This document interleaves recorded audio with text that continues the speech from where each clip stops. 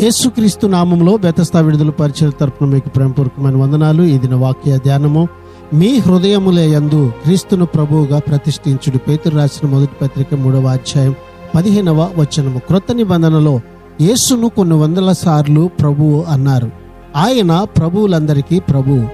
యేసు జననమునకు ముందు పరలోకములో నుండి దూత వచ్చి ఈ రీతిగా అంటుంది, దావీదు పట్టణమందు నేడు రక్షకుడు మీ కొరకు పుట్టి ఉన్నాడు, ఈయన ప్రభు అయిన క్రీస్తు అని.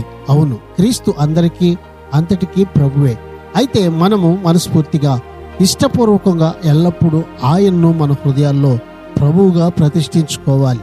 యేసుక్రీస్తు దేవుడు అయి ఉన్నందువల్లనే ఆయన ప్రభువుగా ఉండగలడు. ఈ ప్రభువును మన హృదయాల్లో ప్రభువుగా ప్రతిష్ఠించుకుంటే, ఆయన ఏలుబడికి మనలను మనము అప్పగించుకుంటే ఉన్నతమైన దీవెనను, ఆశీర్వాదమును మనము పొందుకోగలుగుతాము. ప్రార్థన.